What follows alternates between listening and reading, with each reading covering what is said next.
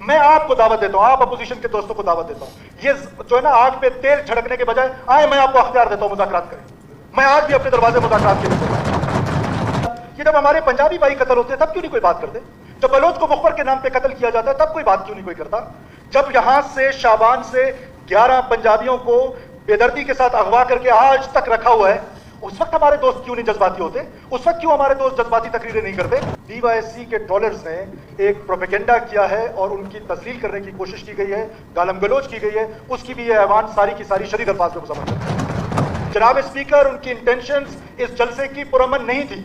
उनका मकसद सिर्फ और सिर्फ यह है कि सबोटाज किया जाए उस तमाम एक्टिविटीज को जिससे बलूचिस्तान के लोगों की कोई बेहतरी हो। अब मैं आता हूं गवादर पर।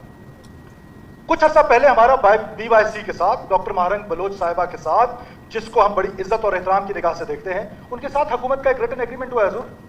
उस रिटन एग्रीमेंट में उन्होंने ये माना है, तस्लीम किया है कि राइट टू असेंबल, जिस तरह उनको मेरी बहन ने कहा राइट टू असेंबल कॉन्स्टिट्यूशन, जी कॉन्स्टिट्यूशन ये राइट देता है राइट टू असेंबल, वही कॉन्स्टिट्यूशन मुझे ये राइट देता है टू ऑर्गेनाइज दैट असेंबल। और वो उन्होंने हमारा राइट लिखा हुआ माना है, हमारे साथ एग्रीमेंट किया है कि आज के बाद हम जब धरना देंगे, जब हम वो करेंगे, जलसा जलूस करेंगे, हम आपसे परमिशन लेंगे, आप उसको ऑर्गेनाइज करने का हक रखते हैं। हमने क्या कहा उनको? हमने ये कहा कि गवादर वाला जलसा जाके पशीन पे कर ले।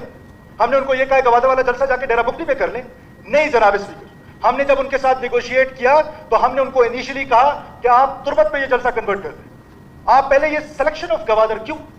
सबसे ज्यादा लोग तो क्वेटा में मौजूद है, बलूचिस्तान का सेंट्रल पॉइंट खुजदार बनता है, जहां सारे बलोच इलाके जो है उनका वो सेंटर बनता है खुजदार, वहां भी क्यों नहीं?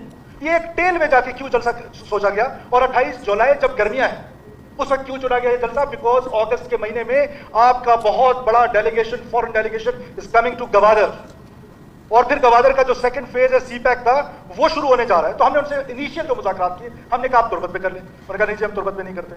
हमने कहा जी अच्छा चले ठीक है, तुर्बत पे नहीं करते तो गवादर में जो जीडा है वहां पर कर लें। उस पर वो एग्री नहीं होते कि हमने सिर्फ मैरीन ड्राइव कर। फिर आपने परमिशन किस चीज की ली?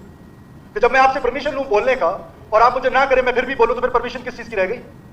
फिर उन्होंने परमिशन मांगी किस चीज की? जहां कॉन्स्टिट्यूशन आए, रिपीट जनाब